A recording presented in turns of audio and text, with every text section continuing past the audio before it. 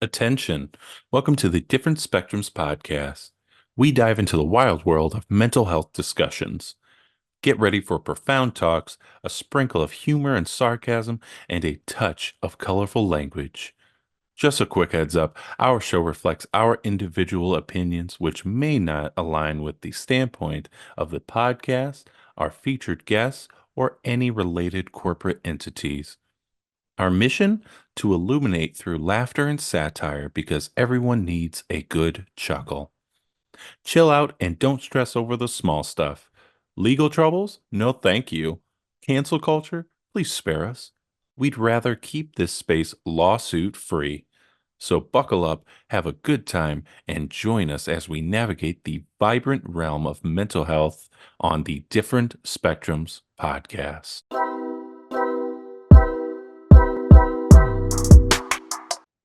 Hey everyone, we back again. Hey, we're back. We're live. I'm Spencer, your co-host, and that's our licensed clinical therapist, Nas. Hello, Dr. Nas. Definitely not high. What's for the last spot? I'm good now. Are you? Yeah. Are you? I'm good.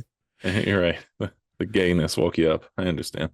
Aroused. Anyways, remember, don't take us too seriously. Or do. It's completely up to you. There you go. Don't forget to run up those likes for us. We'd really appreciate it. So today we are covering the 2022 Netflix show Mo. Yeah. Right there. We have covered the first season in the past. Yep. When we were talking about Samir and his autism, as well as one of the scenes where he had an outburst at work. But now we're covering the second season that just came out this year. Actually, I think it was like last month, something like last that, month, in February. Black history. And we're covering this one because not only has it been 3 years since the first season, but this might be the final season of Mo, man, which kind of sucks. Yeah. But we are going to be talking about a lot of different topics. We're going to be talking about, once again, autism. We're going to be talking about autism in therapy. We're also going to be talking about autism in different communities, right? Different communities, whether that's through the international, whether that's through at home, whatever. We're going to be talking about it. We're going to be talking about immigrants and how they deal with autism as well. And apparently it is I don't want to talk about it topic. Don't ask, don't tell. I don't feel like talking about it. How I about ain't that? gossip. I don't want to.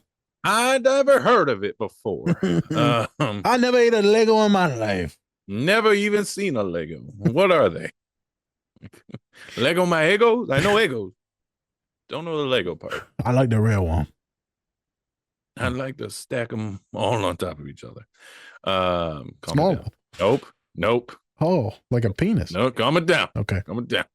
But yeah, we're going to be talking about that. And then we're also going to be talking about representation of autism through a neurotypical person, which the actor who plays Samir is not autistic.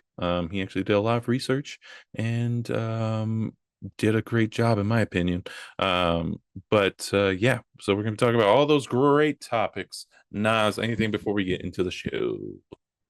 Out of town spans, it's magnificent to see autism in this viewpoint where it's not a white identified individual, male, but also specifically in a lot of social media. We're seeing a lot of stuff. Magnificent for women, but specifically white women.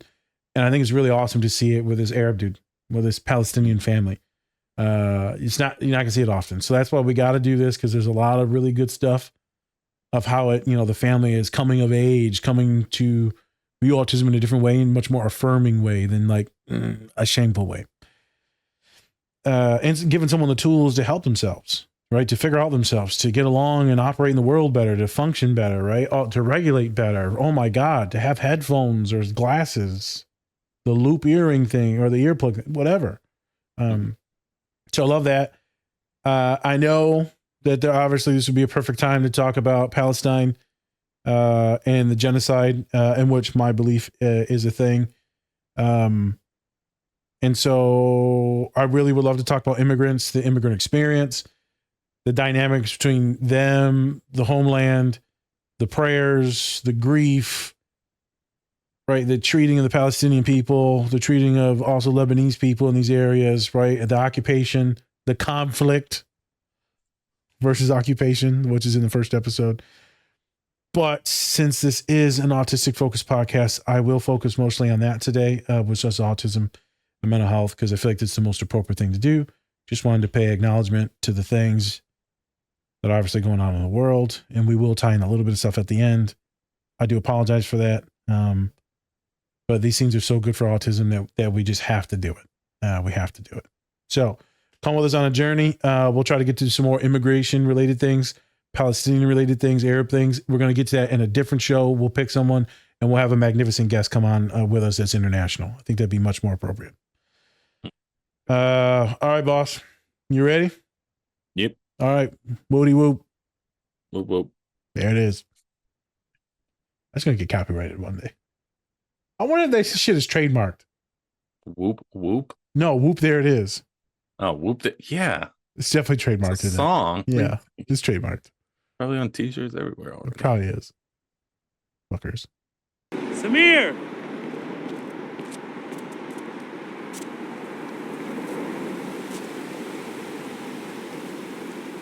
Samir, you almost gave me a heart attack. You told me to go wait outside. Guess what? I sold 10 cases for us.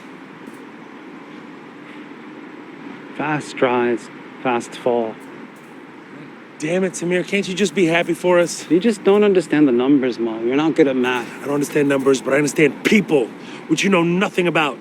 I haven't read your smart systems, but I'm pretty sure calling potential customers fat isn't part of the fucking playbook!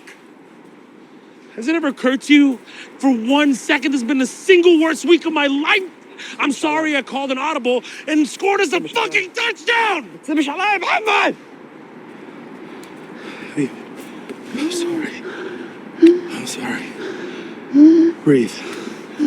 Put your hands on your lap. Put your hands on your lap.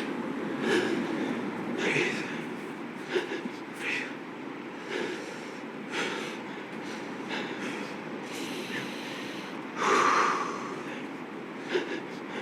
I'm sorry. I'm sorry. Goodbye. There we go. Have you ever thought about taking Samir to see a therapist? What for? To improve his social skills, his quality of life? What's wrong with his life? Okay, you know how Osama was having those outbursts? We took him to see a therapist, and it turns out he has a form of level 1 autism. Why are you rolling your eyes? Your boy has a tantrum. Suddenly it's a disorder. I mean, like, everything is kind of a disorder now. You know, You miss the sun in the winter, it's a disorder. yeah, well, I do get blue during the wintertime if I'm speaking my truth, because it gets dark so early. It's very brave of you to share. Thank you. Yeah, what's going on with the napkin there? The olives fall off and stuff. Okay, Cold. seriously, therapy is actually helping him. I see it in his impulse control, right? I mean, Yeah. what if... Nadia, don't start. Osama is your child. Samir is mine. What about what the doctor said? Remember when he was a kid? No doctor. Mom and Dad took Samir to see a doctor after we moved to Houston, and the doctor said Samir might have a form of autism. What does it matter? He's happy. He's living his wonderful life. Mashallah. Yes. No. But also, what she said is, you know, good point. I mean, maybe that's not a bad idea. I mean, let him go to therapy, and I mean, he does get overwhelmed. Exactly. And we all see it. So why are we pretending? Not pretending. I don't think he's pretending. I'm just saying I think he should go see a therapist. No. Samir needs love and care and support. Of course. And all that, alhamdulillah, he has. So Samir does not have a disorder. What disorder? Disorder of fries. Can you get it for me? Can you check on it? Okay. Thank you, Habibi. Attica's incredible. Trust me. She's been a friend of mine since my freshman year at Rice. What am I supposed to talk to her about? Anything you want. Say all the things you feel like you can't say to other people. Like what? Hi, Samir. Hi. I'm Attica. Hi. I just finished reviewing your intake forms that you had Nadia fill out. No, what is she? Just family history, right? Samir, would you feel more comfortable if we did this alone? Without Nadia? Oh. Yeah, okay. Yeah? Yeah, Okay. okay. Okay, good. I'll be right out there.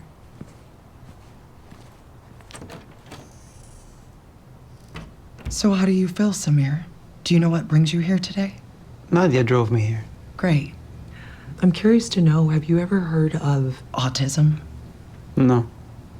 It's a neurodevelopmental disability. I specialize in it. Oh, okay. I'd like to ask you some questions and try to answer as best you can. Is that okay? Yeah.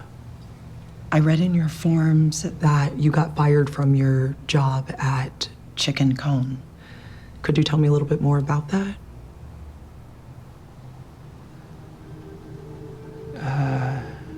Yeah, it was just a misunderstanding. Why did you lock yourself in the bathroom? I'm guessing something must have made you pretty upset. No. In the bathroom, It's okay if you don't remember. What feelings are coming up for you right now? sometimes I feel like I don't like myself. Why not?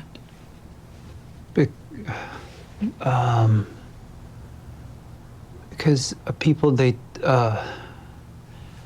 people don't understand me, and I feel like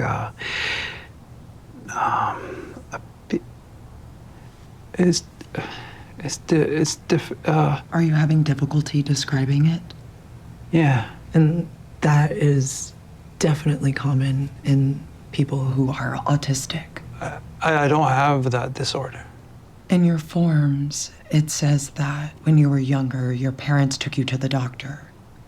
And they did identify several traits that do meet criteria for autism. No.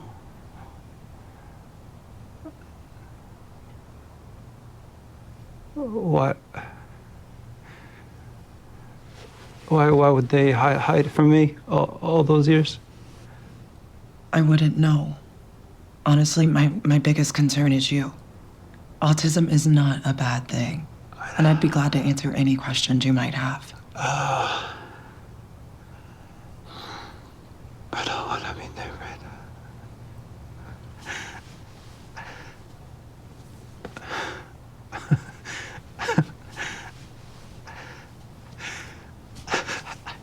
I don't want to be different. I just want to be like everybody else. I guess it feels like I'm always making people uncomfortable. Like everything about me makes people uncomfortable. What?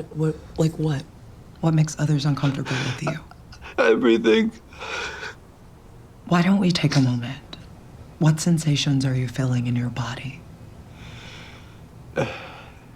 Tension. Tension? Yeah. Where? In my throat. Okay, good. Is there a place on your body that feels relaxed? Yeah, my toes. Your toes? Yeah. Wiggle them. Yeah. Now take that feeling. Yeah. See if you can make that relaxed feeling go into your throat and in your arms. Okay. Try and apply that same feeling to calm your body down. Take a deep breath.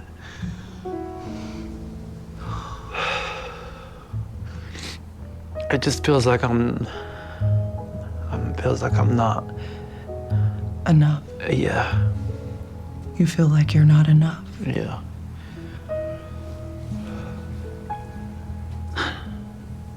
Well, I have news, my friend. I'm different. You're different. And there is nothing wrong with either of us.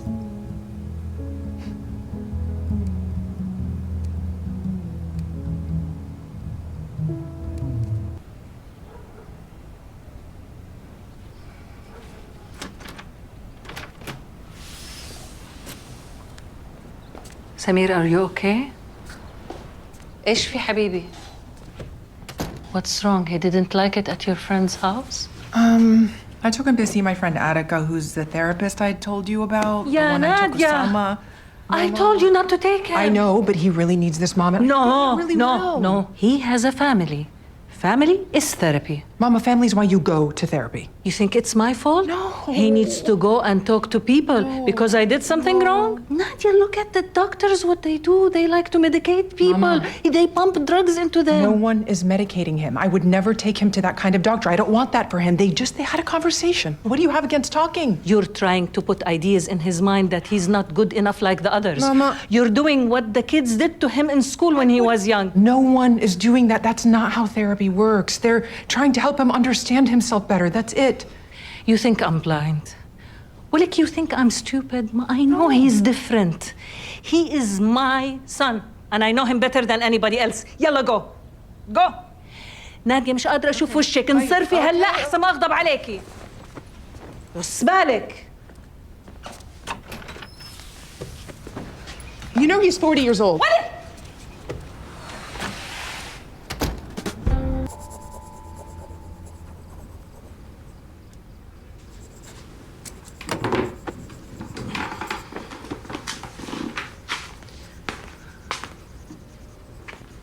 Where did you get those headphones, Samir?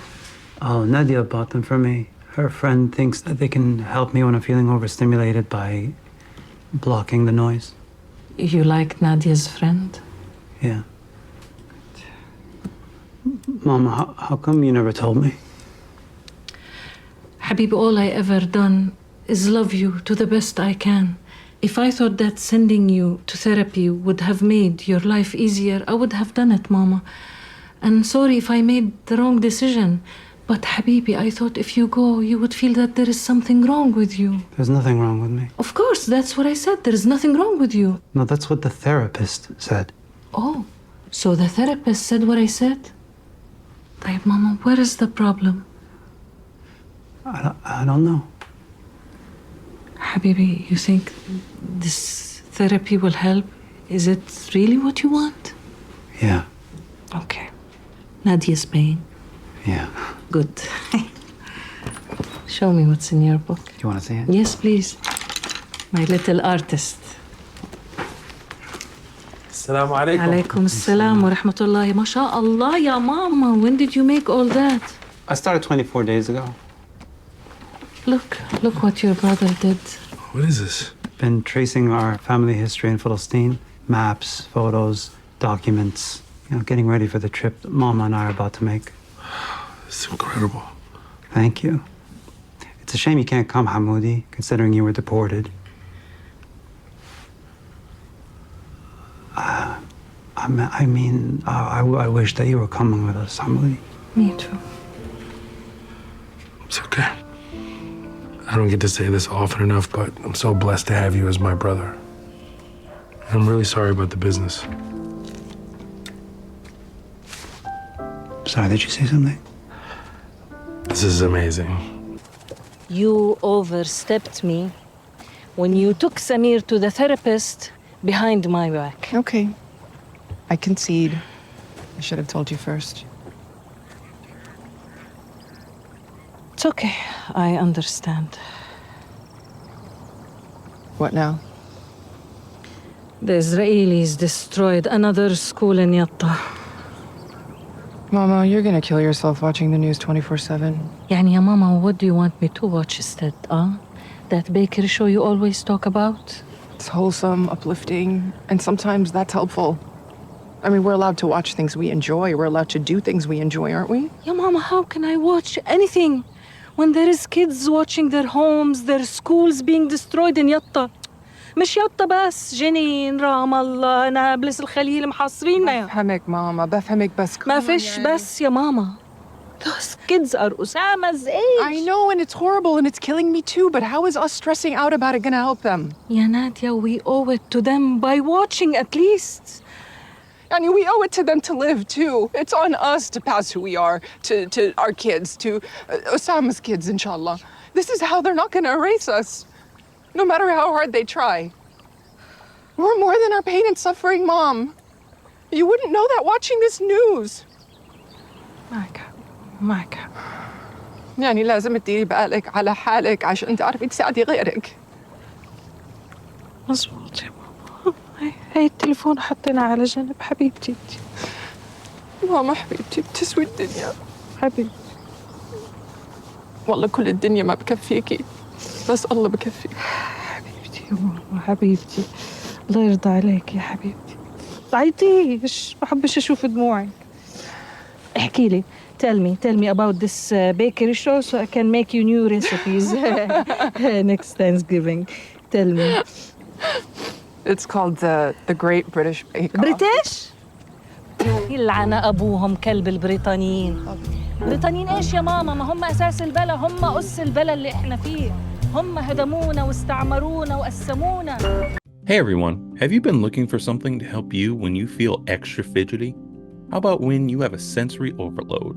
Well, I'm here to introduce you to the Oh No Fidget Roller.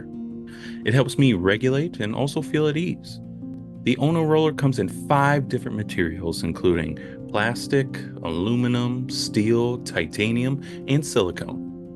You can use our code DSP10 to get 10% off your order when you visit onoroller.com and get your roll on.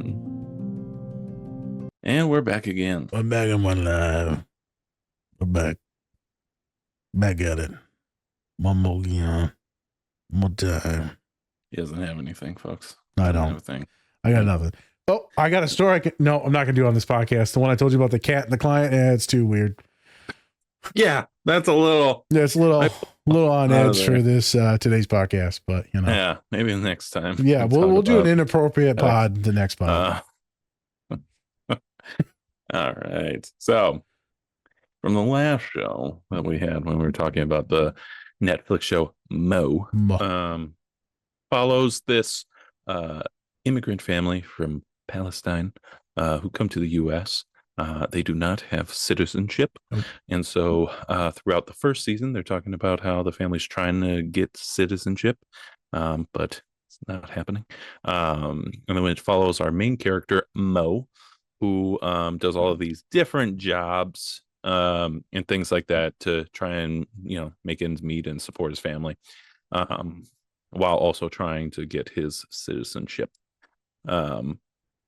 During that time, he also somehow finds his way going to Mexico, not on his own volition. And then he tries to find his way back. And then at the end of the season, it ends with him riding off and being chased by the cartel. Yeah, it was just wild. After the last scene, you're like, whoa, this is crazy. This is wild. And then 3 years have passed since then.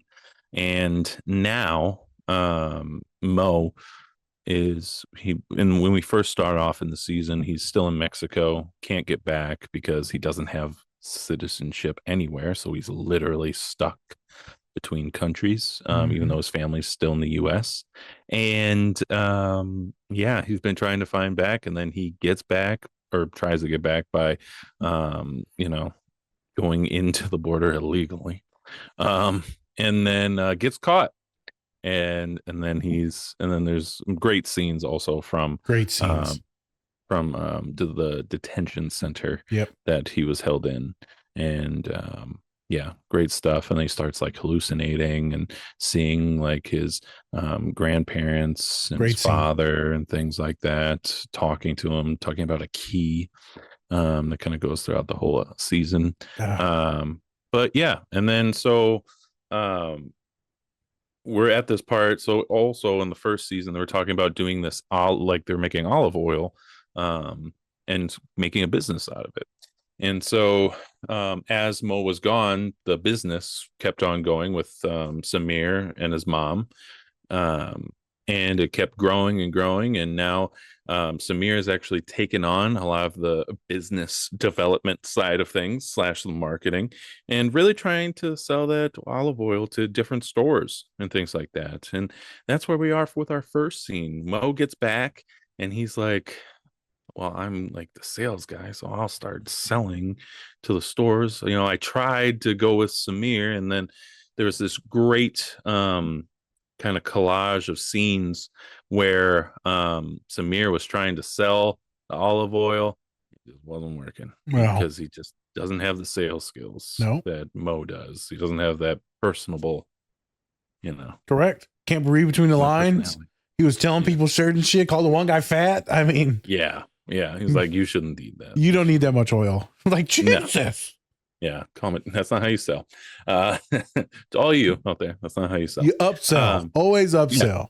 Yeah. And so they finally go to the store, and Mo's like, you know what? I'm gonna take the head of this. But Samir's like, this isn't part of the plan. I have a plan that we're going to do.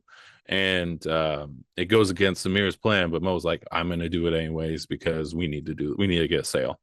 And so Samir goes out to the parking lot, and Mo actually does get the sale, but then he comes back out and he sees that Samir is actually having Pissed. one of his moments, right? He's having a moment because he's upset that that he was ahead of this business. He was taking all the opportunity to do it, and then all of a sudden Mo comes back in, and then he takes over. Because also Samir is older. Yep. He's an older brother. Yep. And so we also see that as well. And so we also have this dynamic of Mo, who, even though he's younger, he's taking on a lot more responsibilities. So technically he's like feeling like he's the older brother. While then Samir is kind of left out, and he feels like, oh, I can't, be part of this business because even though I've been running it for the past however long he's been in Mexico. And then so Samir is having this he's having this moment, but then Mo starts actually cursing, and that really gets Samir upset. And as soon as Mo sees that, he tries to calm Samir and tell him to like breathe, and then also make sure that his hands are steady in here, and then put him on his lap. And so he starts kind of rubbing his legs to kind of help control his panic attacks, like anxiety that he's having right now. Yeah, so that's kind of like what the scene was all about. What made you want to pick this scene, Nazir? Great question. And all these, before I get started, there's so many damn good scenes in this damn show, man. What Spencer just acknowledged, I even forgot about some of those scenes. So all the immigration stuff is intense. There should be, technically, there's like 3 pods in this show. There's one just about immigration related stuff, the trials and tribulations, specifically for folks maybe that aren't Latinx, Latino, but it would give you a really good on what the Latinos go through, but also the Arab side of stuff, doing paperwork, refugee related issues too, seeking asylum, what that looks like. So there's a lot of good topics in there. Then you got the whole grief thing. Then there's the Israeli and Palestinian issues, which I should just say genocide, because issues doesn't sound correct. Yeah, that doesn't sound correct. Just say it. Occupation. So not a conflict. So again, apologies. So when we look at this scene though, and it's actually heartbreaking for me. I cried in that one and a couple other scenes while we were watching it together. I don't enjoy watching people break down. I don't enjoy watching it. Right. I've had those breakdowns. I've seen Celine with those breakdowns. I watch client after client after client have those breakdowns in my office, Spence, and it's never fun. But I can't show really too much emotion in there when they're breaking down, because I got to be like strategic, right? I can have feelings, but I got to be locked in, and I got to help them regulate. So like when I'm watching it here, right, I'm sitting in it and I'm able to feel it. And so that's why I break down when I'm watching the films. I never enjoy watching people have like those panic attacks or those autistic breakdowns. Like I literally stop breathing. So as we get into the scene, Spencer gave all the background for it, right? So you're dealing with someone who feels like they're getting their responsibilities taken away. Feels like they're less than, right? He's just getting shit on by his brother. His brother's not trying to do that. Brother's trying to help out, make money. But the reason why he loses it is because his brother yells at him. Mo yells. It's really loud. And then boom, that's like terrifying. It's terrifying for anyone to be yelled at. So it's not just an autistic thing. A lot of folks with trauma from yelling that's in the family or the household, right? Any physical or emotional abuse, right? Is going to be deeply triggered in that type of way. And they're probably going to recede into themselves, or they're going to blow the fuck up. That's probably going to be the neurotypical response, but also the PTSD response will be something of the sort. But you take this autistic individual, heightened issues when it comes to sensory stuff. It's loud. It's derogatory. It's his brother. You're already kind of ticked off. Volcano. In comes the panic attack. And he's like, no, stop talking. He tells him 2 or 3 times, stop talking. And you see him rocking. You see him holding his temples, right? His brain. We just got done talking about in the last movie that we just broke down the week before, The Birdcage, where Robin Williams starts hitting his head against the fridge on that very quick scene that we looked at. This would be the same thing. So his type of stimming to regulate is like rubbing his temples, right? Some people will be their ears. Some people could be fidgeting, rocking, whatever it is. So Mo sees that, immediately regrets what he did.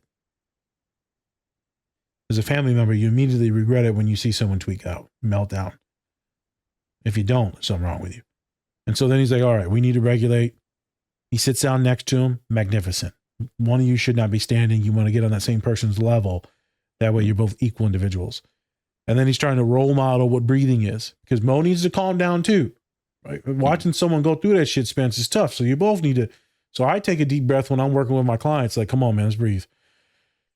And then we both try to relax. He gets to take his hands off of the temples and put them on his legs, right? Some clients that are autistic love to put them under their legs or in between their legs because of the pressure and like kind of like the grip, the tightness, the wrappiness.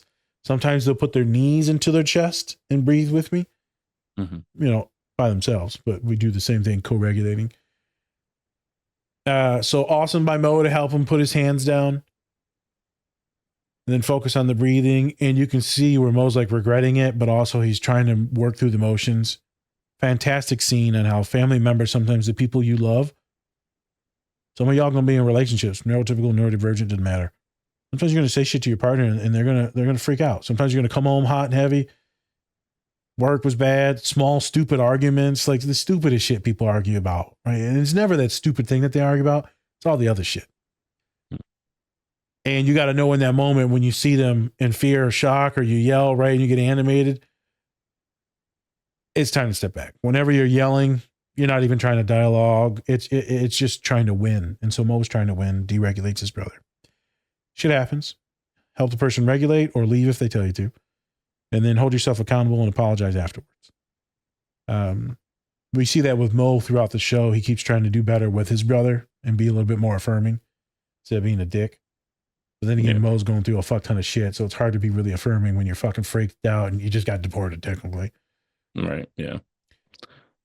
Good scene. Very good representation on how some folks will have a panic attack or an autistic meltdown. It doesn't have to be violent, right? Some folks are just going to retreat into their own mind. Some folks will be a little bit more outward like him. It just depends. A million different ways. This is one good representation on how some folks may appear when they're in that panic heightened state, overwhelmed. Good. There's so many good things that we're about to get into. Let's mosey down. Pause. Have you seen anyone have one of those meltdowns before, Spence, or no? Because a lot of folks around you are going to be more low support needs, high functioning individuals. Have you ever seen that type of meltdown, the rocking and the stimming or the panic? Maybe. I mean, I probably have, and I just didn't know what it was at the time. Okay. Just maybe I thought they were just like, having a moment. Because I know you've seen people break down. Yeah. I mean, like, I probably have seen it, honestly, but it's just like one of those things where it was just like, I didn't know what it was at the time. So it was like, I didn't, all you can do is be like, you good? Like, you good? No. Like Sheldon Cooper, here's a hot cup of tea. Would you like tea? Yes. But yeah, so I think it's one of those things where, I think now that we've been doing this for a long time now, I've known you and Salim. It's one of those deals where I can actually see it now. And if it does happen, I can actually be like, okay, this is what you're supposed to do. But I don't think I've had anything where it was like to that degree. Okay. Where he was just like rocking back and forth or anything like that. Not that I can remember. It's intense, my guy. Yeah. Because when you see it, you know they're in it. Right. And I had a client recently, Spence, and they're in it. Mm-hmm. Oh, all right, I'm going to pivot this fucking ship. We're going to turn this. And so I'll go into some other stuff, this or that, different topics.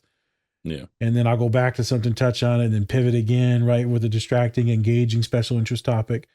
And I tell the client, sorry if this is patronizing. I'm pivoting you away so you don't decompensate and you're just sitting there a puddle.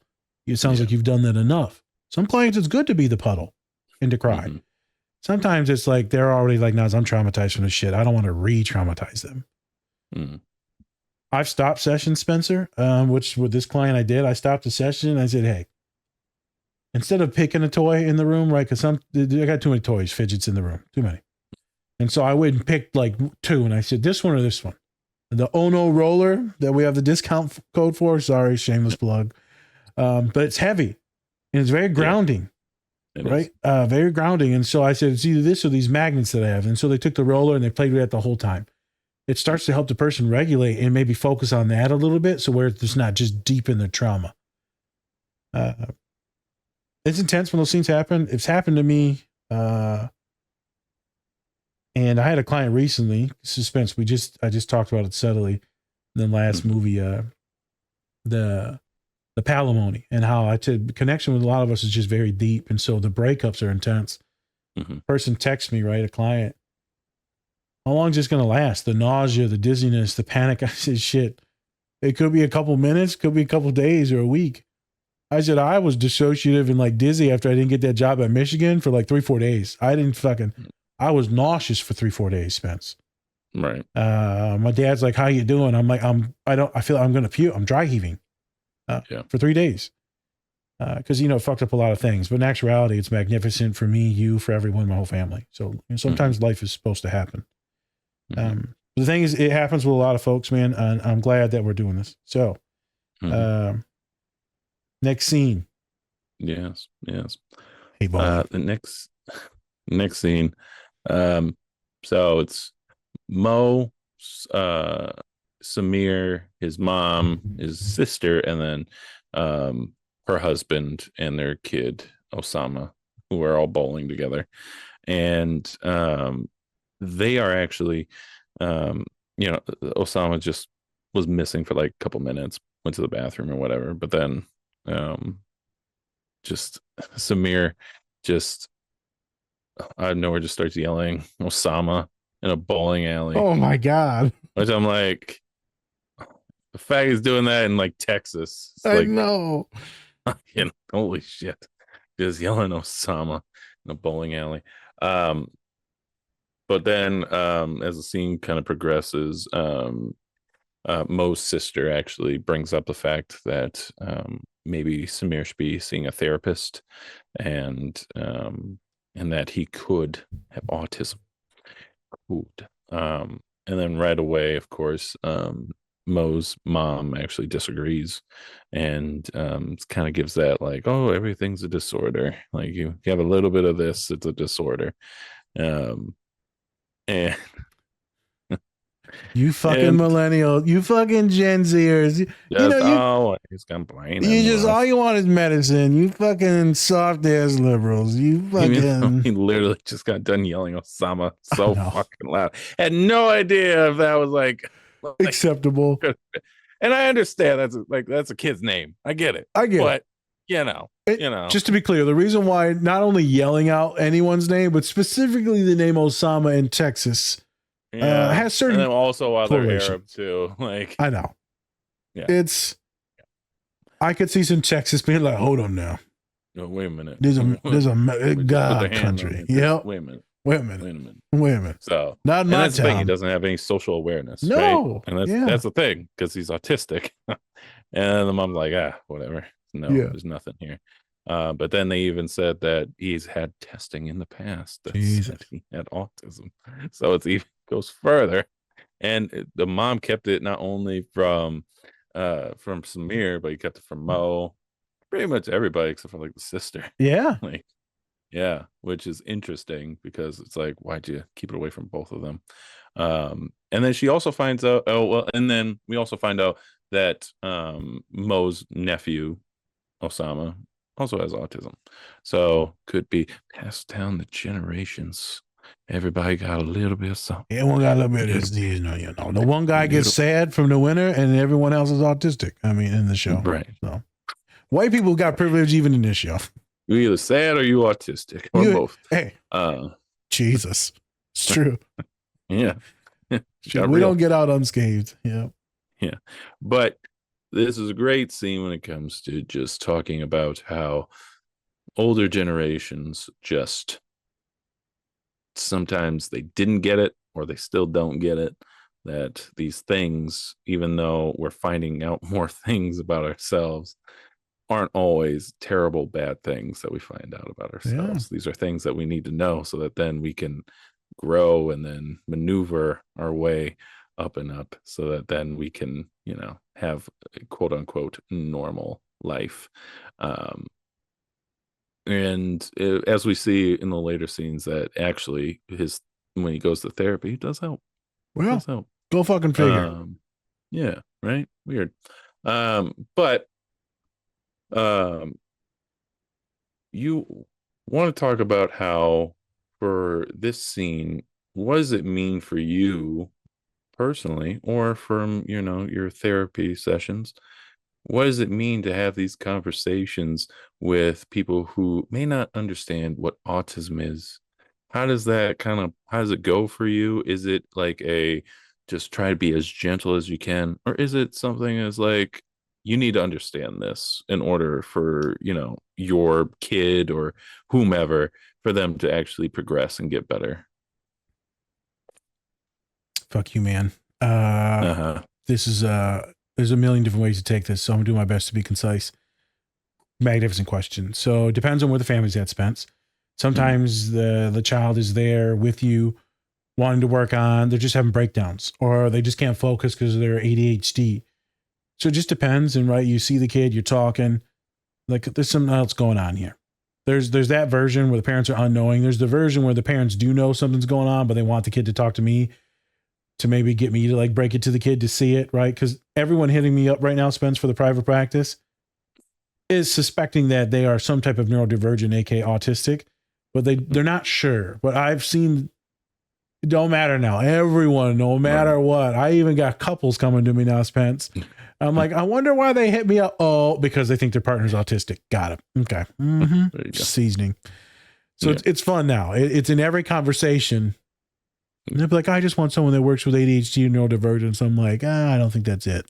My website's very autistic. So there's that type of presentation. There's the one where they think that there's something's going on, Spence. And then there's a lot of the presentation where the kid knows nothing. The parents know something, like this one. That one gets a little sus, I'm not going to lie. That one's actually very heartbreaking. And I'll explain that why. And then there's the one where the parent knows nothing. The kid knows nothing. I tell the kid acts a couple different ways. Kind of cool. Doesn't really care. Helps them understand their entire life. Helps them understand their entire life, Spence. But then they realize, holy shit, I'm like fucked up and I don't know anything. So it either can go really good or really bad. I've had people freak out for like weeks, like a panic attack, because it's so overwhelming to know, but to understand.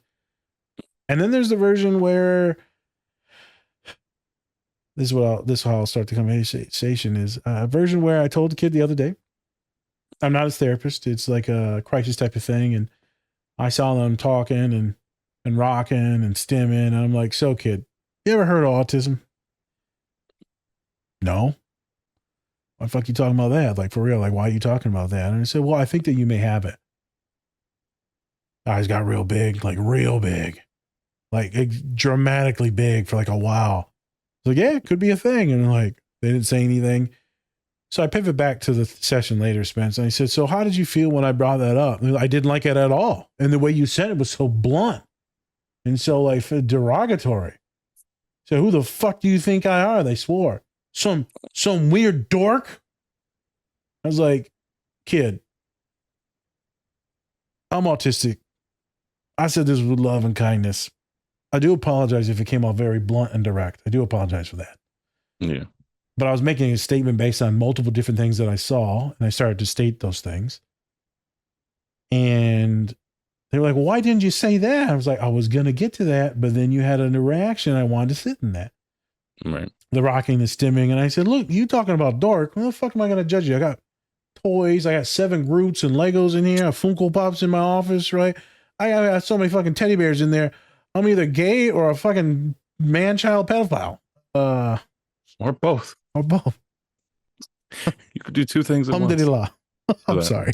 My dad's going to kill me for saying that. Jesus Christ. He's not a pedophile, folks. I'm not. No. He's just gay. I crushed a lot of ass, boy. You know. I'm pushing that tush. Oh my God. I didn't mean it. Like, watch it. Pivoting. Oh my God. Back to autism. Is this the Eagles?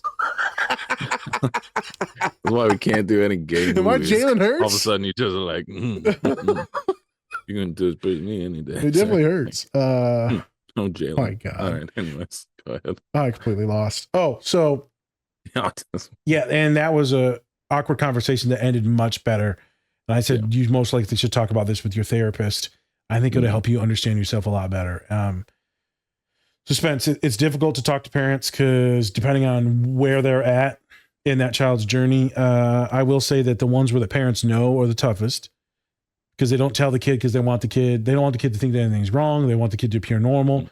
But what it does most of the time, it allows the client, the child, to not get any services such as like speech therapy. They may not do it, occupational therapy, any like psychological therapy, right? When you're working on skills, regulation, friendship related stuff. Some folks is behavior analysis or behavior modification related stuff, which I know some folks say is bad, but on this, my personal opinion, this is not Spencer's or anyone else. My personal opinion that's what a lot of people can actually afford. So it's a service that helps people regulate and to like be a part of the world. So I approve of it because many poor folk, that's the only thing they can afford. They can't afford a therapist. And also it is much more affirming than what it used to be, besides the point. So I've had clients, Spence, where they're like, they go talk to the parents and like the parents are like, yeah. And they're fucking pissed, Spence. They are so mad at their family for not telling them, this is why I feel weird. This is why I can't have friends. This is why I don't do this. This is why I can't fucking sleep when I got insomnia. Like this is it. And they get so angry. And I've seen them just be so angry for weeks. And you see it with one of the next scenes is with Samir. He's fucking pissed when he gets home. Yeah. So you see this immigrant mom that this is why she's doing this there's nothing wrong with her child, Spence. Right. To admit that he has autism mean that she did something to hurt him psychologically or physically, because that's what a lot of people used to think is that autism is caused because the mom was cold or mean. So it's caused by like mean mothers, and they would blame the women for it, Spence. And so that's still a myth that's out there. It's not talked about as much, but that was a big thing. Right. And so in an international family, Arab family, it's to admit that the parent might have did something wrong during birth or right when they were pregnant. And so they don't want to have that onus on them. And it's not about that. 99% of the time it's about genetics. Right. Either she is autistic, the mom, or her partner, which was a techie in electronics, right? An engineer way before his times. So he was masking being he owned a 99-cent store and he hated it because he wanted to be in tech. He wanted to be doing some nerdy shit, but instead he had to provide for his family. So what he had to settle for. So you mask and act like it's fine, but it's not fine. She said that's what ate him alive. Yeah. And so the father most likely was autistic. So now you see Samir being autistic. And now you see Osama, the nephew, most likely being autistic, right? And so you see the lineage. And it's in the lineage. You just got to look. FY, it's greater chances of Mo being autistic too. But like a different form, and the sister obviously being a form too. Yeah. There's usually a seasoning in the family. One of them definitely expresses the criteria for autism, but then the others, maybe some ADHD, maybe some OCD, some anxiety, and they'll be like, oh, it's not autism. I'm like, it feels close. It doesn't, it's not like that deep connection you get when you got a loving partner. It's like when you kiss your cousin. Where the fuck did that come from? It's like, it's a connection, but it's, it's wrong. Oh, I'm sorry. I'm sorry. God damn it. I'm so sorry. Are you? No, I'm not. I couldn't wait I to say know. that. I felt really Stop good. saying you are. You're not. Felt good. I'm such a psychopath. Anyways. So again, it's the immigrant stuff, and the mom going through her shit. It's got nothing to do with Samir. She just don't want people to think that her son is disabled, or that she did something wrong, or that he is quote unquote autistic. Right. So magnificent scene for the actual representation of how a lot of people and parents, like, my kid's not autistic. Real shit, Spence. Mm-hmm. Had someone give me a referral the other day, right? Mm-hmm. A client. And then they said, hey, they're probably going to reach out to you, my family member, but don't mention autism at all. But most likely, like, this person is autistic, but don't mention it at all. But I'm letting you know. Yeah. Just saying they're autistic. Just say they're not ready for it yet. I'm like, well, you send them to the autistic therapist. I'm like, they're probably going to Google me. Literally have autistic podcast. Like, wonder what we're going to talk about. What we're going to talk about. Let me guess, your fucking Legos. I love pita bread. Like, what? I know. Smear it on. You don't dab it on. That's the gay thing. Smear. You got to smear it on. Like a man. You got to smear. FYI. What? I was talking to some women in the office, and I thought a pap smear was like something that they smeared in there, like a smear of cream cheese. That's not what a pap smear is. No, they're trying to get cells and like sticking needles in there. Yeah, Q-tip. Yep. So look at me learning things. I'm sorry. We can get to the next scene. I know you're ashamed of me. I know you're ashamed. The women are so lucky to work with me. Great segue to the next scene here. I can just smear it on. Oh, God. So this next scene, Samir actually goes to the therapist office and has a session. Yep. And talk about being different. And she brings up that he could have autism, and that his sister wrote not only about like some of his past history, and things that might have happened to really kind of connect the autism thing, but then also his session that he had where his parents found out that he was autistic but never told him, right? And so it was, it's one of those scenes where we have, therapy. And so before I get a little bit more into it, would love to know what you thought of the therapist scene, what you thought of the therapist. Then we can dive, and I'll get back to diving a little bit more into the scene after that. So I'm gonna ask you the same question too, because I want to see what you thought about her. Yes. So every neurodivergent, autistic affirming therapist I've seen, or like mental health or just healthcare professional, they've been a little bit more eccentric. They're a little bit more different. Very stoic, very clean cut, very professional. It came off very white. And it's funny, I love that it was a black woman, but it definitely came off very, very white. Definitely came off very affirming and cautious and caring. Right. But it just appeared very white-centric, just the office and aesthetics. So most of the time, you're going to see a lot of stuff in the office. And it could be special interests that the therapist could have. There's usually some LGBTQ stuff in there too, because it's a high rate of our population. A lot of fidgets, toys, gadgets. You didn't see any of that. Just seemed very dry, Spence, very stoic. So it's hard for me to, that's their specialty, but wouldn't be my first guess for an autism affirming or neurodivergent affirming office. But as a human, she did show up like really authentic at the end. Like I loved it at the very end, but in the middle of it, Spence, so like the beginning of it, she's asking the questions way too fast. Did not let him finish his fucking sentence or his emotions. She just kept throwing shit at him. Like, I was mad. The first clip of her, I was like, shut the fuck up. Yeah. She also answered for him for one of the things, which was like, I was like, I didn't think you'd want to do that. You'd want them to try to process it and then also try to use their own words to do it. Correct. Now, obviously, sometimes you could probably help him out a little bit, but when it's his first fucking session, you want him to open up by himself and let him emote it and say those words that he feels like he needs to say. I agree with you. She didn't give him the opportunity. And sometimes I'll suggest like 3 or 4 things, like emotions that they could be feeling. Yeah. And then let them choose from that. But it came off a little cold at first, even though she was trying to come off warm. She tried to give him the education, like what it is. And it was good at the end. at the very end when she says, I'm different, everyone's different. Like, I love that. I love that she tried to ground him immediately. Right. Because that's what you needed to do. But I can also ground people in like different ways before they get to that. But then again, I just fucked it up the other day when a kid freaked out. So like we all fuck it up. But I was a little sus on it, Spence. I'm not gonna lie. We'll talk about the autism stuff in a second, but it sounds like you were kind of sus on how she showed up too. Yeah, I've especially when we've been doing this for so long and we've met with all these different types of I know. therapists, with you and then also others. Yeah, it's just different because the people I've met have been, a little bit more outgoing, and felt like it felt like you could really open up to those people. With her, it didn't really feel like you could open up that much because she was either just going to not interrupt you, but then also she might be just trying to get to the point a little faster than what you thought, like you were saying.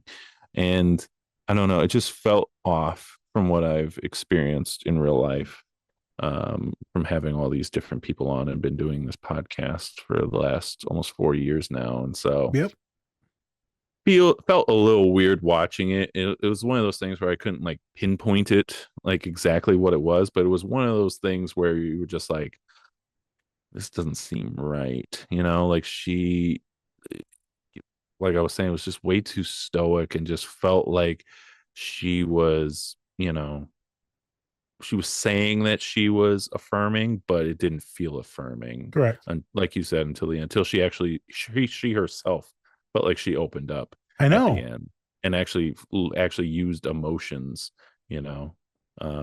which I do have a question with that. Like, do you, knowing, especially for the first time, would you be a lot more like refined in your emotions at first when you're first talking to someone who has autism, and then as they are starting to open up, then you open up as well? Or do you like to kind of have it like, no, this is me all the time, and I'm going to be a little bit more outgoing even though you may not be open yet to talking? Client dependent. So it's Yeah. always client dependent, Spence. Right. So for all therapists out there, you're right. You always modify it based on their behavior and where they're at. Always trying to meet them where they're at.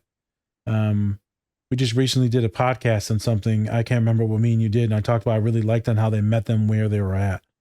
Mm. Can't remember which one that was. I feel like it had to have been the Deadpool one because it's the most recent one. So either that one or what was the one we did after that? One sec. Oh, the Cobra Kai. It was the Cobra Kai. Yeah, it was the coaches and Danielson meeting him where he was at on the mat. Yeah. And getting him juiced up instead of being all defense and calm serenity. And so you see this like dynamic right there with the therapist. And for me, sometimes I do want to leave with like humor. I just want to get them to open up and feel safe. So I'm usually going for a conversation, Spencer. Right. So technically, this scene is not a normal therapeutic scene because most likely they would come to you, the parent would drop them off, sibling, whatever. And so I would probably lay out some foundational things. We would just get to talking and chat, and she just got right into it. Because it's a movie, you have to get right into it. Yeah. But normally we would talk about a few things, and I would notice a few things, and I would use that and be like, so I've noticed boom, boom, boom, boom, boom, boom, boom, boom. It's actually kind of very similar to a lot of folks that are autistic. Have you ever thought about, or is that like a thing that you've heard about? They would say no, and then we would kind of lean into it softer. The other day I didn't do that because it was kind of like this TV show. It was very expedited. It was a crisis-related thing, trying to give them some clarity so that way the next therapist isn't like, I'm going to make the next therapist and them aware that this could be a thing that he should bring up. Right. And so in those moments, I would have did it like her. Normally, Spence, though, I would show a bunch of things, kind of lead up to it. I'd probably do like a screener first that didn't say autism. It just says like some screeners, some checklists. And then we would talk about it and dig in. But I ain't gonna lie, homie, sometimes I see a lot of stuff that's like very evident that it's autism, and I will shoot the shot. Doesn't land, lands, it depends. You said just kind of cold. A lot of autistic folks, they want to see the humanity. But I've had some that love that stoicism. They love that type of professionality, right? Because that's the way they envision that role would look. And they meet me and they're like, No. Right. So teach his own. Authenticity for most therapists is what people love in general. And that goes especially for neurodivergent folks. Realness, authenticity. The biggest complaint from the autistic community, neurodivergent community, is that the therapist doesn't say shit. They just kind of sit there. Yeah. They ask them questions that are very general. They don't ask them anything specific. They force them to do meditation when maybe they don't want to, with deep breathing. They force them to do things that's not very affirming based on their skills. So therapy looks very different. You want to do affirming care using their specificity, special interests, or skills. It should be more conversational based, but also you can allow them to have it more regimented or militant, right? The way they want it. And as a therapist, you're making sure that you're getting informed consent. One more story, and then we can move on. I was talking to a client, and I said, do you have any questions for me? Any concerns, any comments? And they go, I don't like how you said this thing. I said, what happened? They said, last time we met, I told you that this and this, and you said that's most likely just ADHD. They said, I felt dismissed, felt kind of hurt. And I explained how I was kind of thinking out loud, and I was looking for like input and feedback, right? Reciprocal feedback. And they didn't do that, but they said that they were hearing some things and this and that. Right. And I thought it was their narrator, their internal narrator for this neurodivergent autistic individual. And I said, it also could be ADHD. And so since I didn't fully explain it, they did feel hurt and invalidated. And then after I explained how I work and operate, they're like, that makes complete sense. Mm-hmm. Now I know how you operate. Now I'm not offended by this certain thing. But also I said, be real with me. Let me know if it comes off weird and I can give you more detail. Because sometimes I'm autistic as shit too, and I don't say the right shit. Right. We're all just doing our best here, kid. Mm-hmm. So to what you said, not the best, maybe the best for some folks. The scene is very expedited. Hopefully that gives you a little bit better viewpoint. Most of the therapists we know are got a lot of swag though. The neurodivergent autistic therapists we've talked to, they got some spice, man. They do. Spence, how are you affected by, because me and you are vastly different humans. So when you see him going like into that meltdown, are you like, fuck? Or is it like, do you feel any emotion? Or is it just like, man, this is deep? Like cognitively, I know you know it's deep, but like, I wonder how that type of scene affects you. Cause you know me, I'm fucking melting down. Right. I thought maybe when I first saw it, it was like just emotional, just seeing him break down like that. Yep. Obviously, yeah, I know it's a deep scene, but yeah, I think just seeing him break down and things like that, it did conjure up like emotions and stuff like that when I first watched it. Yeah, I mean, because somebody actually finding out something about themselves and then also breaking down, did a great job being emotional in that scene and portraying autism on the screen very well. Facts. But yeah, and I also thought it was interesting that he would say like, I don't want to be different, right? Even though he knows something's up, right? Correct. So I would love to know your opinion on that part where he says, I'm different, and I don't want to be different. I don't want to be different. I don't want to be different. Even though he knows there's something there that he is different. Bingo. Yeah. Magnificent segue question. Stories. On the screeners, it all says, like, do you feel like an alien in this world? Do you feel like you're from a different planet? Do you feel like you're acting normal? Like you're almost doing good at acting normal? Do you always feel like the odd person out? Do you always feel like people are judging you? So they ask a lot of these questions about being different, being othered, being left out, right? Being forgotten. And so he knows something's different because they mentioned how he was getting bullied in school when he was younger. Right. They mentioned that subtly. I got a lot of clients that were bullied younger, Spence. A lot of these kids end up trying to commit suicide. I'm gonna be real with you. And then they kind of get out of that. Luckily, like there's interventions, and then they get to like college, and then I get them, and they still got that deep generalized anxiety about themselves and social anxiety. So he knows something's different, Spence. But to have the label of autism means that they're broken. Means that they're so different that there's a label. Means that I'm fucked up. And if I'm fucked up, who will ever love me? And so it's like, I'm not different. I'm not different. I'm not different. I'm not, nothing's wrong. I'm fine. I'm fine. And it's just this deep, deep feeling of preservation and safety. I'm fine. I'm fine. I'm fine. I'm fine. I'm fine. I'm fine. Don't worry about it. I'm fine. And you try to block it out by stimming with the verbal cadence. But it's too late. Someone's already shouted your reality that most likely you have a disorder. Some people, right, that freak out think it's like some type of disease. It's not that. Some people don't even like calling it a disorder. Some people see it as a disability. Some people don't. Some people say it's a superpower. Some people hate that. I view myself as disabled. I joke about it all the time, but there's a lot of shit I can't do well. There's a lot of daily functioning shit, right? I had a client tell me, well, I don't even think you're autistic sometimes now. It's because you don't have any issues or executive functioning issues. Like, bro, that shit hurt. I'm like, fuck you, man. You don't know me. You don't know the shit that I struggle with. Right? You're not me. But, I get what they were saying, though, because they thought I was judging them. Why the fuck would I be judging you? I'm here to help you, asshole. So this autism is so very complicated. I felt deep pain for him and sorrow because I feel different, and I know you feel different in many situations, and you felt different. As older men now, we feel different as fuck in these interviews, or when we're in these settings with other humans and we're trying to navigate work, life, friends, your partner's friends. Like, you're just trying to navigate shit, and we feel different quite often. Right. I know that job interview shit was fucking me and you up for a long time. And then getting jobs stripped from you, and you and me making the second, third round interviews. I mean, there's nothing worse than feeling like you're worthless for years, right? I mean, me and you were applying for jobs for fucking years. But I will say, with Go ahead. that, and I've also learned recently, it's just like, a lot of people don't even get these interviews. They don't even get like callbacks for anything. So it's just like, lucky enough to even get those interviews. And it sucks not to get those jobs, obviously. I know.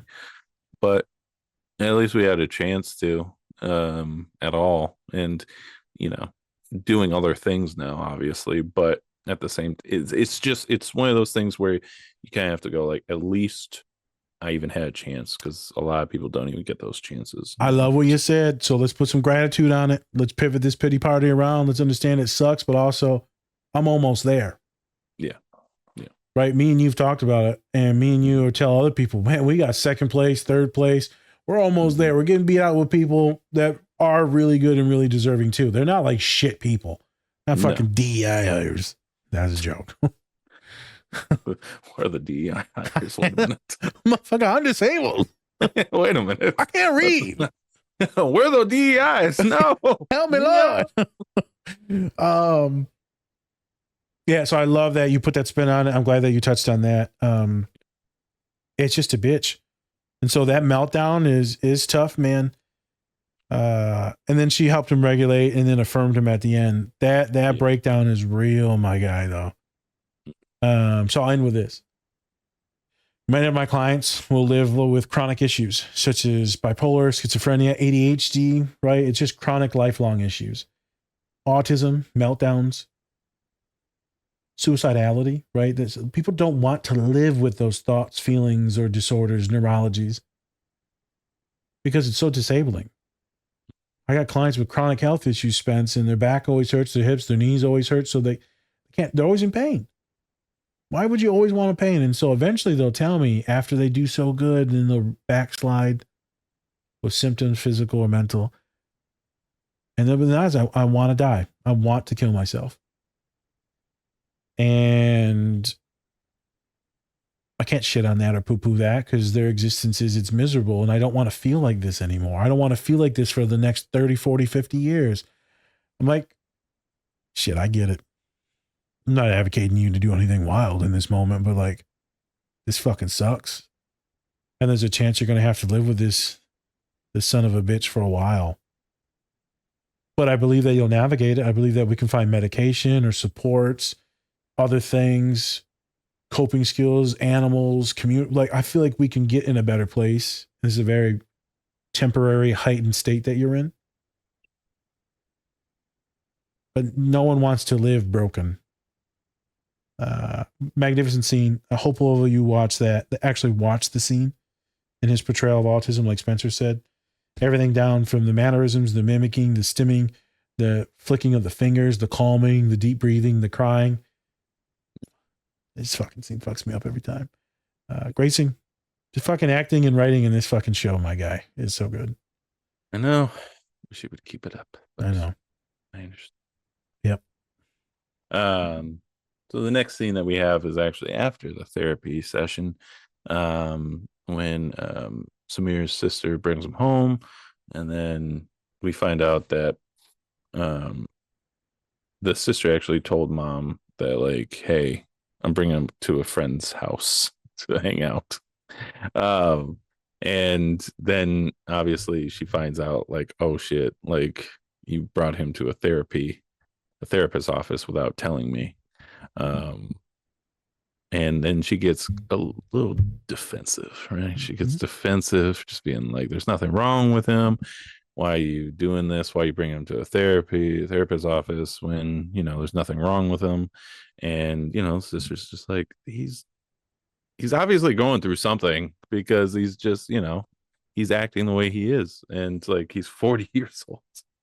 Dude, like, he's 40 years old, right? And, you know, mom's being protective of her kid, but it seems like she's being overprotective also, because she's not allowing him to actually get the help that he may need to function better in this society that we have going on right now. Facts. Yeah. She thinks. So, yeah. Go ahead. Just, yeah. What were your thoughts on it? And where we going to? He doesn't need therapy. He's got me, his mother. I love him. That's what he needs, is love. Just needs love. I'm like, yeah, mom, but like, this mother shit, you can't just be fucking screaming shit in the store like and melting down, my guy. Like, nah, it's fine. It's fine. He just needs love from his mom. And hey, I ain't gonna lie, that Mediterranean food, boy, that shit, that'll get you right. You know, motherfucker ain't depressed that when you oil. eating. Come on now, spread it all over. Spread it all over, yeah. That, some hummus, some tabbouleh, some kibbe. If you guys don't know what, if you don't know what kibbe is, motherfucker, go get you some kibbe. Go get you some lamb shanks, motherfucker. Remember me and Spence went into that Arab restaurant? Motherfucker got a leg of lamb. Bitch was Lebanese. It was a Lebanese restaurant, actually. That shit was hidden. It was good. Yeah, really Hidden, good. Fell off the bone. Bruh. Shit was awesome. It was a good place to go to in Minnesota. I get it. So we already touched on it, her being in her emotions, projecting shit. You see the hostility in the kid. You see the sister that's really advocating for her brother, which is going to be needed in this family dynamic. It's going to be needed. You're going to need an ally to help you. So real scene. I think the biggest thing with the mom is, in these families, they're just taking it as a personal attack. I did something wrong. Yeah. But she also talks about, they're going to medicate him. So a lot of people of color, BIPOC, Black, Brown, Indigenous, right? International for sure. They're going to pump full of drugs. Like, nah, G, like, I'm a social worker. I ain't got no damn, the drugs I got is, no. The chewable. You know, I got the chewable. You are exactly what that woman fears. I know. I got what I'm just going to say it. I got what we call butt gummies. What the fuck? Boop. Oh my God. THC, right? Why did they make them gummies? Oh, you're right. Why are they flavored? It makes no sense. When you Why? fart, they smell good. There's no point. I know, you're right. That was good. That was a good point. It's just suppository. Dumbass. I'm so stupid. You need a scented gummy to go up your ass. Who's back there smelling it? Fucking weirdo. I like puppy play. It's called puppy play. Oh my God. It's a thing. My clients did it. It's the cutest shit. When they told me, I was like, I'm not gonna lie. I think it's weird. That's the cutest shit I've ever heard. That was weird. It was weird. They just kind of bark and like lick each other. That sounds weird as fuck. I know it's weird, man. Hey, do your thing, man. Furries. Do your thing. Hey, I love them furries. I'm not gonna stop you, No, but I'm not around. also gonna be like, Go for We're it. sniffing Yeah. tush over here, boy. Oh, Um, God. so I don't even remember what we're talking about. Yeah, I know. The mom, just all the shit. Literally shit. um, Ah, oh, it was her. It was her acting up there you go. and being offended by it. So it takes a lot to come around to thinking that they're going to medicate your kid, because now it's about safety. Also, let's be real. A lot of doctors going to be white folks. So a lot of us that are black or brown, international, are worried about white folks doing something, or specifically, they could be worried about them taking your kid. In the medical field, therapists, social workers are known for taking children. And so they don't want, hey man, Samir freaks out. Now they institutionalize them, right? I just got done talking about a parent about that, Spence. So we're like, hey man, if like you don't communicate to certain people, certain things, right? They could institutionalize the kid if they don't know that the kid's autistic, because they're going to think they're like fucking schizophrenic or something and like going to hurt someone because of their meltdowns. So it's like, you need to talk to the officers or whoever's coming to do the wellness checks. Yeah. And the last thing is she's thinking about money too, right? That's a thing. Let's be real. That's a thing, because she says it later in the show. Yeah. A couple of things. And then she's worried that they're going to say that he's disabled or quote unquote, she's worried that the R word, so that he's going to be labeled as like retarded disabled. And so she's terrified of that reality for her child and for other people to view her child like that. So I get it, Mom.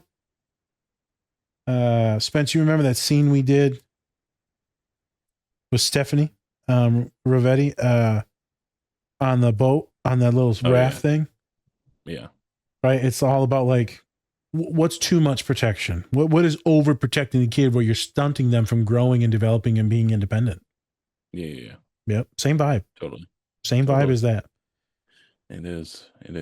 Well, and that's the funny thing too, is like, that they're different, but instead of letting them get help from certain areas, like you either bring them in and you shelve them and and you call that protection, when it's you're actually hurting them a little bit more. And I'm not saying just let your kid run out and just do whatever. Don't do that, obviously not, because a lot of bad things can happen. But also get them prepared for it, prepared for something that to happen. And going to therapy obviously will help him get more prepared and actually find out oh, this is what I have, and now I can actually deal with it. Facts. Yeah. Well said. What's this next scene here? The next one is actually when Mom and Samir actually have a talk about what's going on. And she brings up that, it's like, oh, well, I'm saying there's nothing wrong with you. The therapist is saying nothing wrong with you. What's going on here? What's the difference? And they have that little chat of being like, Mom, this is what I'm autistic. I'm, now starting to wear headphones. Or the fucking autistic starter kit headphones, Legos, and getting, I don't know, something else. Headphones, chicken tenders, sunglasses, chicken tenders. Jesus Christ, Spence, get off of your fucking racism right now. Racism. Chicken tenders? No, I was trying to be autism phobic. What would be neurodivergent phobia? Is there a slur for just ableism? Maybe no, it could be an ableist. Or just an asshole. I don't know. You're like, I don't know what the starter pack. Oh my God. Comment. What is your guys' starter pack for autism? What do you need? What's your autistic starter pack? What do you need to survive in the world? I need my blankie. I need my 900 hours of fucking anime. Well, I mean, yeah, that's probably gonna be one of them. Yeah. But I found it interesting that she brings up this thing of the therapist said it, and I also said it. So why aren't you listening to what I said, right? But we learned it's different how they're saying. Also, it's an outside perspective, right? Because your mom, and I've heard this before from people like, oh, you love me, so of course you're going to say this, you're going to like try to hype me up because you love me. And, like, yeah, that's true. But at the same time, I'm also doing it because I feel that way, not just because I'm just doing it for shits and gigs, Yeah. to just make you like get out of my, just get out of whatever you're going through right now. It's more of like, yeah, I actually feel this way and I want to hype you up and make you feel good. But sometimes you need an outside perspective or somebody to actually tell you, like, yeah, there's nothing wrong with you. But in this case, it's more of like, you are autistic and there's nothing wrong with that. There's nothing wrong with that. Correct. It's not, just like, oh, yeah, there's nothing wrong with you at all. It's more of you have something going on and you can treat that. You can do it. You can navigate life with this now that you know this is a thing. Yes. And so, obviously the character couldn't really articulate that to his mom, but that's what's kind of going on. And then also what we see from the scene is the mom and then also Samir, he's actually they're going to Palestine. And unfortunately Mo at that moment couldn't go to Palestine because he didn't have he wasn't green card, yeah. Citizen. Yeah. Didn't have his green card. And so we actually see Samir actually check himself once he said something that felt like out of pocket. He saw people's faces and actually changed up and switched what he was saying and like, oh, sorry, yeah, no, I know you can't go. I wish you could. Yes. That stuff. Which is also, I thought, was like very meticulous and really good to also point out too, that the therapy was actually helping just like little by little. Yeah. Facts, my guy. It's doing its thing. So my clients will have those moments. Shit, me and you have those moments where we say wild shit and then we're like, we're going to say this a different way moving forward. Okay. Oh, yeah. Noted. Definitely done that. Yep. I still try to catch myself saying shit. I'm just like, oops, my bad. Yep. I didn't mean to say that. Oh, 100%. Yeah, I did in the therapy. I just said, happens. Oh, my God. I said a joke the other day, man. I'm going to just say this shit on here. I was talking in this meeting, right? And I was saying, yeah, I'm going to put the client in this group and not mine. And they were like, yeah, make sure you tell the other therapist that you're going to put them in that group. I said, of course I'm going to tell the other therapist. And I'm also going to tell my client that way when they show up to group, there's not some little Asian guy in there instead of like a 300-pound Mexican. And he loses it because there's a bunch of Asian people in the meeting, right? And my friend, my bestie here is an Asian dude. So I'm like, it's a fine description of him, right? I wasn't trying to be racist. And everyone's like, whoa, whoa, whoa, whoa. I'm like, what the fuck? He's not Asian now? I know. How dare you point out what he is? Do you want me just to say the little thin guy? I could have just not said anything at all. I told him, he fucking cracked up because he wasn't in the meeting. Right. He's like, yeah, I would want you to tell your autistic client like who I am before they expect your big ass. Little Asian one. God, samurai sword. It's Japanese. That was racist. Well, it's still Asian. It's Japanese, asshole. Jesus. It's just Godzilla. We're all furries in here. Because Jackie Chan, because Jet Li, because anything else. You said the two things that are not Chinese at all. Mao. The Mao motherfucker. The little red book. I'm just naming off Chinese. I know. Anyways. Panda Express. The debt. The debt? The American debt? Yeah. We owe them so much money. Oh my God. So much money. Don't remind me. Better stop Medicaid so we can pay for that. Remind us. Anyways. But yeah. It's an interesting like dynamic to finally understand like what's going on like with your autistic mind, to understand like how you relate in the world. Like the whole show, this scene specifically with them reconciling is really good. But you see like how the therapy has helped because the headphones, so she's helping him navigate his sensory issues, overstimulation. Most likely they could add medication management in there. She's helping him with social skills and like some decency and how to navigate the world so he's not as off-putting. Like, you probably shouldn't eat that olive oil, you fatty. Like maybe that's not appropriate. And And so that's not assimilating and giving up your identity, right? That's not necessarily masking. That's trying to relate in the world and actually work on yourself so you can have relationships and partnerships and friendships. I love it. I love that his mother, no matter what you're saying about her in this show, she is loving and protecting and affirming.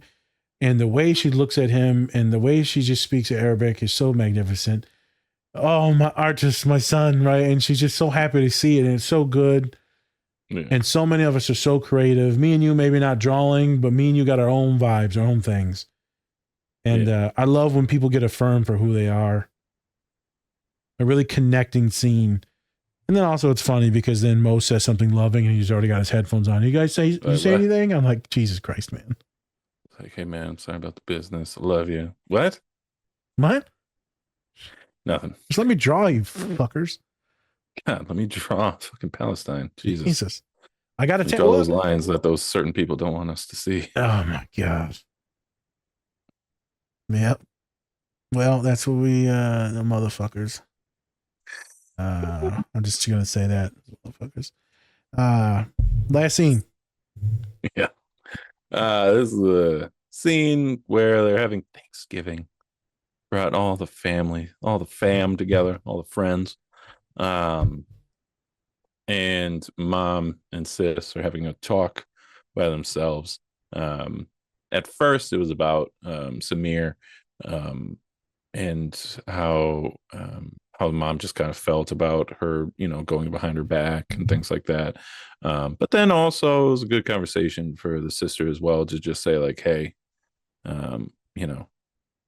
even though I went behind your back, it's working out and it's going well. And also she's paying for it. The sister's paying for it. So, hey, that works too. Yeah. And then it turns into more of a conversation because during this whole season, also the mom has been always been looking at her phone to see updates about Palestine and what's been going on over there. And it's a good deep connection and talk with the sister just about how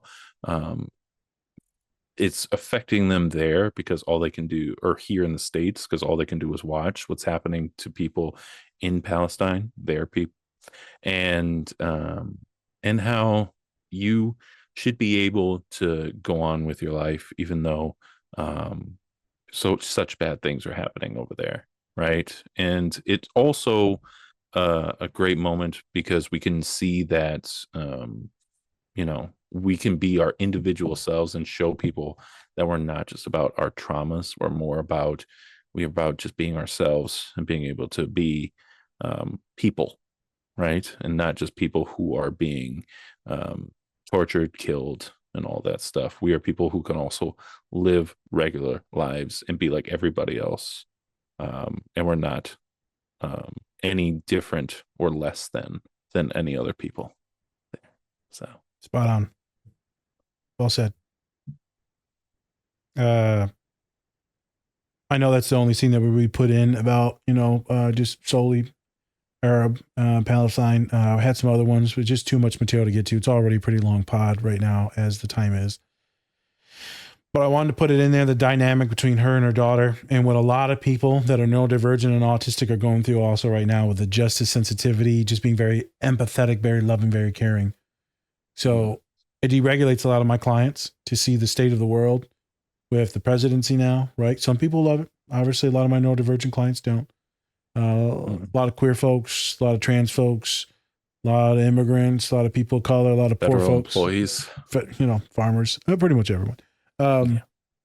There's a lot of things that bad could be happening. And so a lot of people are freaking out, man. It's really hard to focus, to get away from their fucking cell phone and the social media. So I'm helping a lot of my clients change their algorithms, set like limits on some shit. I'm also like, I don't change your algorithm on social media. This goes for everyone listening. If you're on your TikTok and you're getting nothing but news and like Twitter, Meta, whatever it is, unfollow some of the things, mute some of the things. And if you want to get, I need to stay informed, don't watch someone trauma blasting on there. That's going to be too much emotional for you maybe because you already shown that you can't handle it. Let's download some apps for news and then you can read these articles and then you can consent into clicking on it and reading further if you want to. It's like the mom. It's not social media. It's the news app that's freaking her out. It's usually a little bit safer though to download a couple apps that they trust. News outlets. I'm not going to say any on here because I don't want to endorse any of them. But yeah, things to check out. The mom is magnificent with some nuggets. You're more than your trauma. You're more than your trauma. Us as a people, more than our trauma and the genocide. The way you live is to be more happy and peaceful. I get also a lot of folks advocate, send money back, protest, help change policies, call your congressman, all that stuff. But you're more than just that misery. And there's a lot of black folk too, all right, that have been through this and they understand you're more than just your misery. You're more than just poverty or than slavery. A lot of Hispanics, Mexicans, land stolen, natives. You're more than just that. You're not just solely your trauma. Big part of you. It's not all who you are though. Love that scene. There's a very ending scene with her and Mo. And she says, does Allah doesn't care about this or your profession, right? They love you. They want you to be happy and like proud of who you are. Use your skills, right? But it doesn't really matter what degrees or certificates you have, right? Allah means God. And so it's just very powerful moments on what it is to be different in America or different anywhere. And I love her as a mom and her daughter hugging and consoling each other. And I love that they're speaking Arabic and that our fans and listeners, Spencer, are going to hear some Arabic from these Palestinian actors. That's really, and they're not going to understand what the fuck they're saying in the car, but it's going to be magnificent because these stories are never told. Yeah. Never told. So I know it's in Arabic. I'm sorry, some of it, but it's still magnificent. And me and Spencer get to be part of like a lot of you listening to that, which are probably white, black or brown, but not necessarily Arabic or Muslim, Palestinian. So it's cool to share that culture. The last thing is the funny thing where she shits on British people. Yeah. So there's a reason why she don't like British people, right? And she talks about them being the purest form of evil. So how, right, Palestine, right, and all these places, all Arabs, right, Palestinians, right. And then Britain came in and then just gave these folks, and then now it's called Israel. They just took the land, so they colonized it because they had to put the Jewish people somewhere. But instead of where they were living currently throughout Europe, or displaced because of all the shit that obviously happened. I get it, the genocide, right, Holocaust, all that. Also, we're just like, oh yeah, we're gonna poop these motherfuckers out. I'm like, oh, okay, that makes sense. Yep. All right. So, yep. So that's why she spits on Britain in that show. And my father fucking laughed. He's like, those motherfuckers. Those motherfuckers. Those bean eating Brits. Motherfuckers. I ain't never liked love the comedy. I love the art. I hate the artist. I'm done. I love how they just conquered everything at one point. Jesus Christ, right? Yeah. Them motherfuckers had it, bro. Hey, USA, USA, USA, beat those motherfuckers up. And then we became them. What are you going to do? What are you going to do? What are you going to do? You die a hero if you live to be the villain. American history, I guess? I don't know. Yes. Depends on how you're looking at it, especially right now. I know. This is all satire right now, folks. Yeah. South Africa. Here we go. Oh, my God. Separate, but equal. Separate, but separate. Separate, but separate. One of my clients said, they're like, yeah, I think it's going to be like where you can't even be hanging out with other people from a different race soon. I was like, it's probably not going to happen. But then again, I was like, I wouldn't fully mind it. Like, can the browns and blacks stick with each other? Like, it's like, So you can't hang out with Colin. Oh, damn. Dumbass. Dumbass. As the Brown delegation dismisses his prior statement. Don't. I rescind my previous. You can't hang out with your blonde hair, blue eyed friend anymore. And also, what am I gonna do with you? It's like I know you're not brown enough to qualify for brown. I know. You need a tan. You put a turban on you. I'm done. I'm sorry. Bring back apartheid. Here we go. Can't wait. Those motherfuckers. Yay. The South shall rise again. Yeah, South Africa. The Confederacy. I mean, they're both South, and they both had, Hey, All Bring back satire, Matthew people. Vaughn. All satire. We do not condone. Yeah. We don't condone apartheid. I did for a second there. And I then know you did. Yeah. Got lost in the sauce party. Yeah, But and then you're like, oh shit, I actually have friends that are different colors than me. you're right. Shit. I got that one man. Fuck. Uh-huh. Yep. Oh, there's probably a couple others somewhere in there. Anyways, Yeah. anywho, once again, great show, Yep. Mo. Hopefully, I hope he I do does a too. season 3, I do too. or I hope he does something else. I heard maybe a 'cause- movie was going to come out. Maybe like they're not. He's being weird about it. which I'm so surprised at. I really am. Yep. I'm so surprised because it feels like it's a hit show. Yep. And it feels like it's a great show. And I wish, I hope he gets less weird about it because, and I understand maybe from like his artistic perspective, he wants to keep it, short, sweet. Some people like doing that. Some people like, I just wanted to make these points and then that's it. I'm out. Yep. So I hope he does well. And I hope, hey, come on the show, Mo. We'd love to have you. Mo. Is that motherfucker's name just Mo? It's Muhammad, but Is Mo? It's about to be Arab as hell. If it's Muhammad, we all get an FBI call on us. it's Muhammad Amir. Oh, Muhammad Amir. Oh, that's a sexy name right there, So Muhammad, Mo, please come on the show. Let's talk about the show. Let's talk about Palestine. Let's talk about autism. Let's talk about why you had that in your show. Like, let's get you to talk about why you wanted this representation in there. I would love to have you come on. Arab to Arab. If you don't do this, you hate Arabs. Mixed to Arab. Do it. Mixed Arab. If you don't hate, I'm also Mexican and Arab, so it's perfect for the cultures that you experienced. I know. His Perfect. girlfriend's Now let's just wear Mexican. baseball caps. I'm telling you. Everyone thinks that show is about me. They're like, oh my God, Nas, I just thought it was you the whole time. It's just so big and funny. I'm like, yeah. Is it just like all black folk look the same too? Is that what you're trying to get at?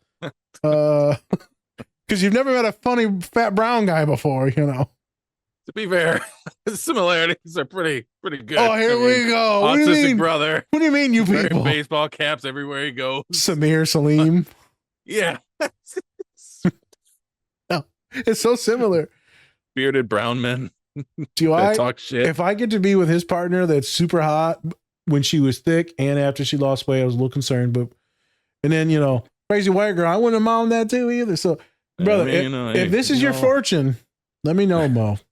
Let me know.